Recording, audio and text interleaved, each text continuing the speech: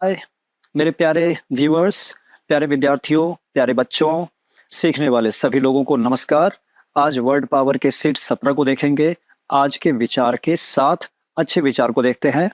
चलिए, आज का विचार कह रहा है facing problems in life is inevitable. Inevitable है, अपरिहार्य है, इससे आप बच नहीं सकते, अपरिहार्य, देखना ही पड़ेगा। प्रॉब्लम है, लाइफ है तो प्रॉब्लम होगी होगी, but solving them shows your inner strength and ability. लेकिन उसको सॉल्व कैसे करते हैं, इससे आपके इनर स्ट्रेंथ और आपकी एबिलिटी का पता चलता है। तो हम सब एबल हैं, एक बार अंदर झांकने की जरूरत है। बस हम अंदर झांके, अपनी एबिलिटी को पहचाने और वर्ड पावर को बढ़ाते चले जाएं। चलिए, good morning, good morning, good morning में ध्यान रखिएगा, एक गुरमे वर्ड भी था। गुरमे, गुरमे जो अच्छे खाने पीने की चीजों के बारे में जानकारी रखता है। क्यूजीन के बारे में उसके पास जानकारी काफी है। CUSIN, cuisine. क्यूजीन का मतलब हो गया कुकिंग से रिलेटेड, अच्छे खाने के बारे में उसको अच्छी नॉलेज है। तो वो कनौजियर भी हो सकता है ना, वो कनौजियर भी होगा। किसी भी चीज के बारे में अगर किसी को आर्टिस्टिक चीजों के बारे में जानकारी है तो कनौसियर है। तो वो क्यूजीन के बारे में जानता है, वेरियस डिशेस के बारे में जानता है, तो वो गुरमे हो सकता है। लेकिन गुरमांड क्या है? गुरमांड गुरमे के साथ साथ हो सकता है पेटू भी हो। पेटू, ग्लुटन जिसको कहते हैं, ग्लुटन, वो पेटू भी होगा। बहुत ज्यादा खाना खाएगा और अच्छा खाना खाना चाहेगा। ये अंतर याद रखेंगे गुरमे और गुरमांड का। नेक्स्ट, ऑनोरेरी। ऑनोरेरी, अगर आप कोई काम ऑनोरेरी कर रहे हैं, ऑनोरेरी मीन्स आप ऐसे समझिए वॉलंटरीली कर रहे हैं, वॉलंटरीली कर रहे हैं। वॉलंटरीली मीन्स स्वेच्छा से कर रहे हैं, आपको ऐसा करने के लिए कहा नहीं गया और ना तो आपको पैसा मिलने वाला है।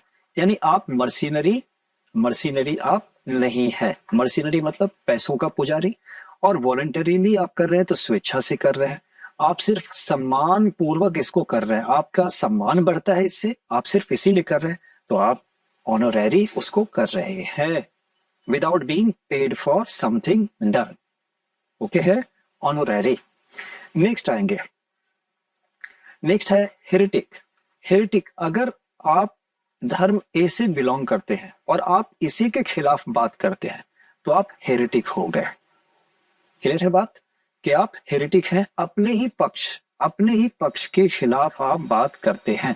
यानी आप अनसोशल एक तरह से हो गए। कब? आप सोसाइटी में हैं लेकिन आप अनसोशल बिहेवियर कर रहे हैं, तो आप एक तरह से बोहेमियन, बोहेमियन भी कहला सकते हैं आप।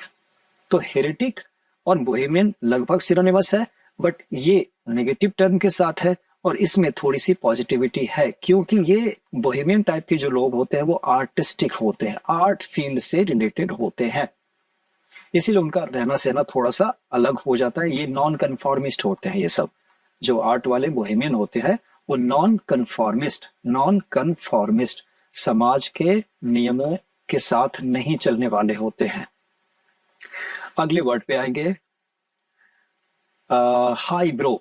हाई ब्रो, अगर सपोज कीजिए कि आपका माथा, मैं ये बाल बना रहा हूं और आपका मस्तक जो है बहुत चौड़ा है, इतना चौड़ा है आपका मस्तक। ये आपकी आंखें हैं, सुंदर सी आंखें आपकी बना दी, ये आपके नाक में, और ये आपका मुंह हो गया। अगर आपका मस्तक चौड़ा है तो आप कहलाते हैं कि आप भाग्यशाली हैं, पहली बात तो।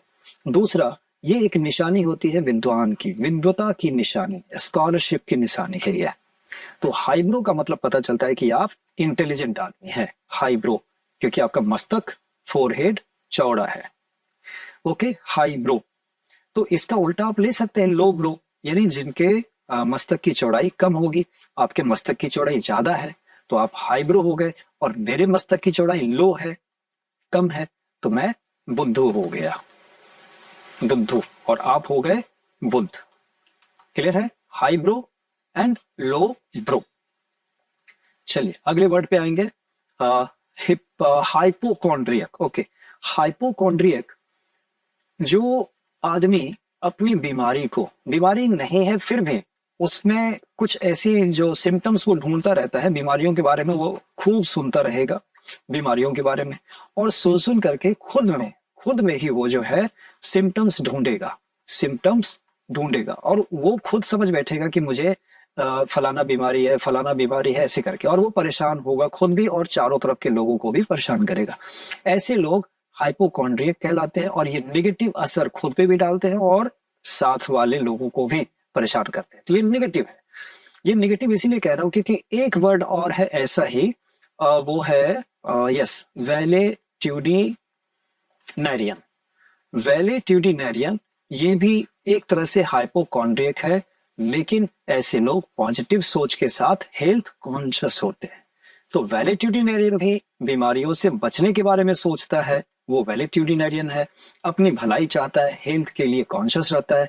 लेकिन हाइपोकॉन्ड्रियक जो होगा वो स्वस्थ होने के बाद भी अपने आप में बीमारी खोजने की बीमारी है सबसे बड़ी। है तो हाइपोकॉन्ड्रियक ऐसे लोग होते हैं। चलिए अगले वर्ड पे आएंगे, पहले स्क्रीनशॉट। आइए अगले कलेक्शन पे है हेनपिक्ड। ओके, हेनपिक है। हेनपिक, इंडिफैटिगेबल, आइकोनोक्लास्ट, इंट्रोवर्ट, इमोरल। इसमें कनेक्टेड वर्ड बहुत सारे मिलने वाले हैं, तैयार रहिएगा। हेनपिक ये रही पत्नी। चलिए, ये रही पत्नी और ये रहा पति। पत्नी पति को डांट रही है, ऑर्डर दे रही है, तो ये है हेनपिक। यानी हेन मतलब मुर्गी और वो पिक मतलब चोंच। ये मुर्गी जो कि फीमेल है, मुर्गी चोंच मार रही है पति को, तो हम कहेंगे हेनपिक। और अगर ये पति है जो इसके चोंच से डर जाता है और पत्नी की बात मानता है, बन जाता है जोरू का गुलाम, हम इसको क्या कह देंगे? हेन ने पिक मारा और ये पिक्ड हो गया, तो ये हो जाएगा हेन पिक्ड। बस ईडी का फर्क है, इतना ख्याल रखिएगा। हेन पिक्ड मेल, ऐसा पति जो पत्नी के अंडर रहता है, और हेन पिक ऐसी पत्नी जो पति को अपने अंडर रखती है। कनेक्टेड वर्ड है दोनों। चलिए, इनडिफैटिगेबल, फैटिगेबल प्लस डी है प्लस इन है, इसका मतलब नो एंड नो। क्या नो? फैटिग, जो थकेगा नहीं, जो अनवरत रेजिलियंट है, वो रेजिलियंट है। रेजिलियंट का मतलब अनवरत वो काम करता रहता है बिना थके। इनडिफैटिगेबल, आप उसको थका नहीं सकते, उसके एंथुसियाज्म को कम नहीं कर सकते, आप डाउन नहीं कर सकते। You cannot throw cold blanket on him. To throw cold blanket है ना, कोल्ड ब्लैंकेट आप उस पर नहीं फेंक सकते, यानी आप उसको हतोत्साहित नहीं कर सकते, आप उसको डिस्करेज नहीं कर सकते, उसका हौसला बुलंद रहेगा। यह है indefatigable. If you work hard and harder कर देते हैं इनडिफैटिगेबली फॉर योर एग्जामिनेशन, तो इसका मतलब है कि आप बिना रुके बिना थके काम करते हैं और आपका जोश कैसा है? इनडिफैटिगेबल है। अगले वर्ड पे आएंगे आइकोनोक्लास्ट। आइकोनोक्लास्ट में आइकन याद रखिएगा, आइकन का मतलब मूर्ति मान करके चलते हैं इसको। तो आइकोनोक्लास्ट, और क्लास्ट का मतलब होता है तोड़ना, क्लास्ट मीन्स तोड़ना। तो ये मूर्ति जो है आपकी धारणा भी हो सकती है, क्योंकि हम अगर स्टेचू की बात करें, किसी भी देवी देवता की मूर्ति जो है, ये सिर्फ हमारी धारणा से ही वो मूर्ति बनी है। हम जो धारणा रखते हैं हम वैसी ही मूर्ति बना देते हैं। तो आइकोनोक्लास्ट कहा जाता है बुत शिकन को। ये उर्दू वर्ड है बुत शिकन। शिकन मीन्स तोड़ना, बुत मीन्स मूर्ति, तो मूर्ति को तोड़ना। तो मूर्ति तोड़ना, साकार रूप में अगर कोई स्टेचू है उसको तोड़ता है, वो भी आइकोनोक्लास्ट है। और अगर कोई व्यक्ति आपकी धारणा को तोड़ रहा है, आपकी थिंकिंग है, कोई फिलॉसफी है, उसको तोड़ता है, तो भी वो आइकोनोक्लास्ट ही कहलाएगा, क्योंकि धारणा और मूर्ति एक ही चीज हुए, ऑलमोस्ट एक ही चीज है। एक दिख रहा है और एक नहीं दिख रहा, बस इतना ही अंतर। एक साकार है तो दूसरा निराकार है। तो आइकोनोक्लास्ट मूर्ति भंजक कहेंगे या बुत शिकन उर्दू में और मूर्ति भंजक हिंदी में कहेंगे। अगले वर्ड पे आते हैं इंट्रोवर्ट। इंट्रोवर्ट और एक्सट्रोवर्ट याद रखिएगा। एक्सट्रोवर्ट ये आसान वर्ड है, आपको शायद पता ही हो। और एक और भी होता है एम्बीवर्ट। ये तीनों साथ में ही आप याद कर लें, जिनको नहीं पता है वो ध्यान से सुनेंगे। इंट्रोवर्ट अंदर ही अंदर रहेगा, ठीक है, अंदर ही अंदर रहेगा, खुद में ही सिमट के रहेगा वो। एक्सट्रोवर्ट बाहर ही बाहर रहेगा, ये बहुत ज्यादा बाचाल होगा, चंचल होगा। और एम्बीवर्ट जरूरत के हिसाब से पॉजिटिव एंड नेगेटिव करेगा, मीन्स जहां जरूरत है वहीं बोलेगा, वहां वो एक्सट्रोवर्ट बन जाएगा, और जहां जरूरत नहीं है वहां वो इंट्रोवर्ट बन जाएगा। तो सबसे अच्छी स्थिति उन लोगों की हम कहेंगे कि जो एम्बीवर्ट, वो एक्सट्रोवर्ट और इंट्रोवर्ट जरूरत के हिसाब से अपने आप को कन्वर्ट कर लेते हैं। इंट्रोवर्ट अंदर ही अंदर और एक्सट्रोवर्ट बाहर ज्यादा बोलेगा वो। चलिए अगले वर्ड पे देखेंगे। अगले वर्ड के ऊपर, हाँ चलिए, इमोरल है। इमोरल, इमोरल में भी ना आपको दो वर्ड और आ जाएगा। एक तो इमोरल है, ये बना है किससे? मोरल से। तो एक वर्ड हो गया मदर वर्ड मोरल, फिर इमोरल एंड देन अमोरल। चलिए, मैं अच्छा करता हूं, मैं अच्छा करता हूं तो मैं कहूंगा कि मैं मोरल आदमी हूं। कोई दूसरा मेरा दोस्त है, वो बुरा करता है तो मैं कहूंगा कि वो इमोरल है। लेकिन आप कहेंगे मुझे ना मॉरलिटी से लेना देना है और ना इमोरलिटी से, मैं तो अमोरल हूं। Amoral means without moral, moral के पॉजिटिव या निगेटिव पहलू से मुझे कोई लेना देना नहीं है। जैसे एक एग्नोस्टिक था ना, एग्नोस्टिक, एग्नोस्टिक क्या था? वो ना तो थीस्ट है और ना ही अथीस्ट है। ठीक उसी तरीके से जो अमोरल है वो न तो मॉरल है और न तो इमोरल है, वो मॉरलिटी से बियॉन्ड चला गया है। अगर मॉरलिटी ये कहती है तो वो उससे ऊपर चला गया है। मॉरलिटी के नेगेटिव एंड पॉजिटिव से उसका कोई संबंध नहीं है। ओके, चलिए इसका स्क्रीनशॉट लेते हैं। अगले वर्ड पे आएंगे। अगला कलेक्शन हमारे पास क्या है? Impregnable. Okay, insolvent and lunatic. Okay, चलिए इम्प्रेग्नेबल, इम नहीं, जैसे पॉसिबल और इम्पॉसिबल हमने किया, पॉसिबल के पहले ही आपने लगा दिया इम्पॉसिबल, मीन्स जो पॉसिबल नहीं है, इम लगते ही ये नेगेटिव बन गया। तो उसी तरीके से प्रेग्नेबल, प्रेग्नेबल क्या है? प्रेगनेंसी से बना, यानी जिसको भेदा जा सके हम उसको बोलेंगे प्रेग्नेबल। अब भेदा जा सके का मतलब, सपोज करें प्रेग्नेबल, आपने एक ऐसा किला बनाया कि आपको लगा कि मैं इस किले में बिल्कुल सेफ हूं, आप यहाँ पे सुरक्षित है ऐसा आपको लगा, लेकिन कोई आता है ताकतवर और इस किले को गिरा देता है, तो किला तो गिर गया। तो आप अब जो है अभेद्य तो नहीं रहे, ये किला अभेद्य तो नहीं था, इसको भेदा जा सकता था, इसको तोड़ा जा सकता था। तो प्रेग्नेबल का मतलब है जिसको भेदा जा सके, भेदा जा सके। तो इम्प्रेग्नेबल क्या हो जाएगा? अभेद्य। और प्रेग्नेबल क्या हो जाएगा? प्रेग्नेबल हो जाएगा भेद्य। भेद्य, भेद्य, भेद्य मैंने गलत लिख दिया, द या, चलिए भेद्य ये ज्यादा अच्छा है, भेद्य। और ये हो जाएगा इम्प्रेग्नेबल, अभेद्य। ओके है, इम्प्रेग्नेबल जिसको भेदा न जा सके। चलिए अगले में आते हैं इंसॉल्वेंट। इंसॉल्वेंट देखिए ना, उसके पास कोई पैसा बचा ही नहीं, वो हो गया ब्रोक। ब्रोक मतलब अब उसके पास पैसा नहीं है।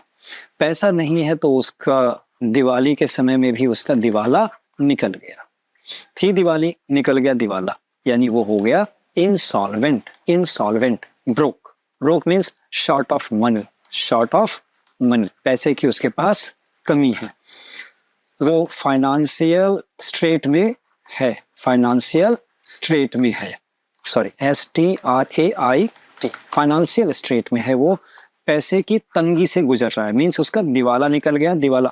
ये आपको एक्स्ट्रा वर्ड बता दिया, ब्रोक, शॉर्ट ऑफ मनी और फाइनेंशियल स्ट्रेट।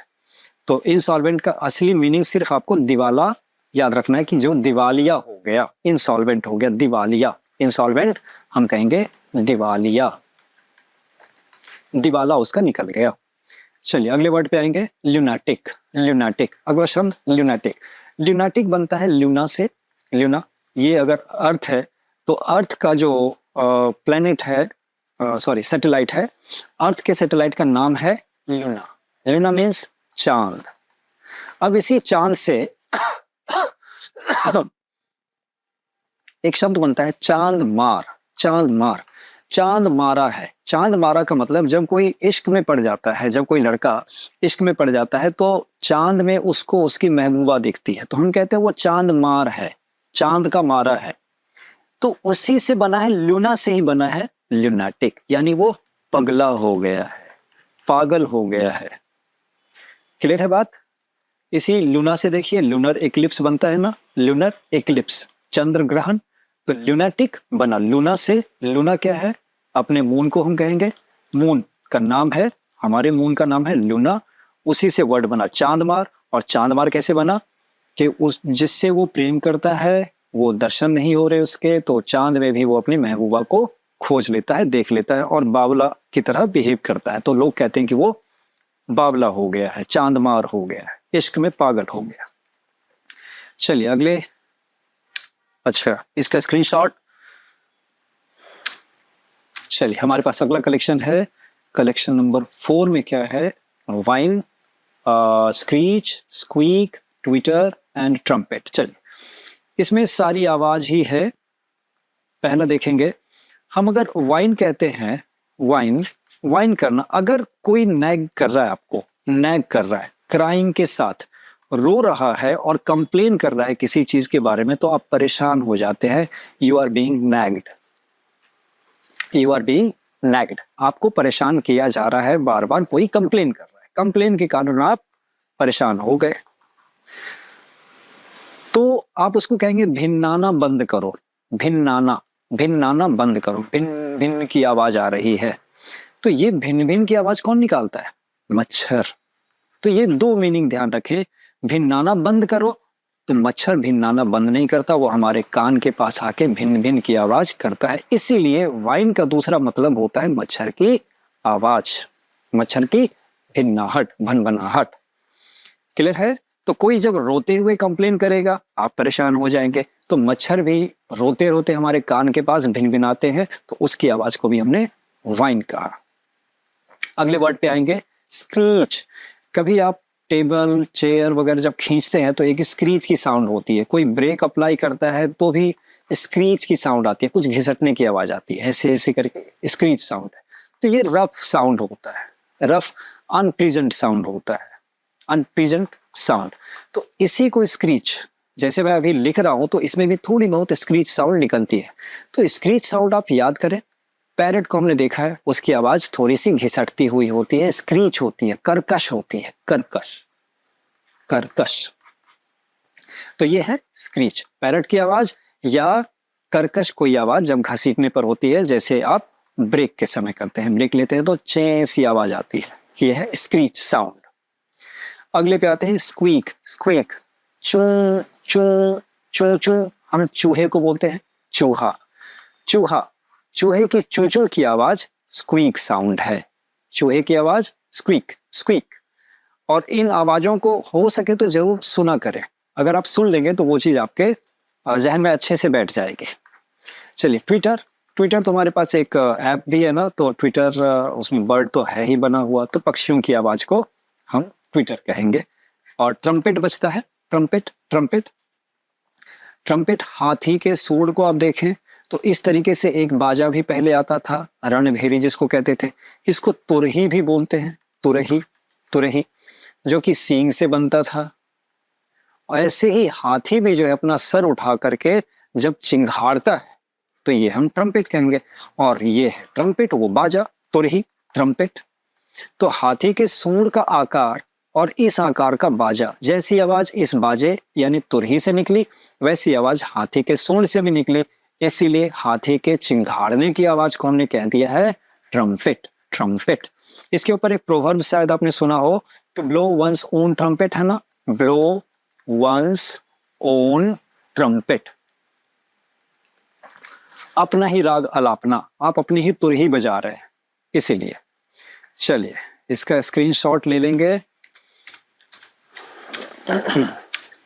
हमारे पास लास्ट कलेक्शन आ गया है, आखिर कलेक्शन में अकाउस्टिक्स, किसी वीडियो में मैंने किया हुआ है, चलिए इसको फिर से कर दो।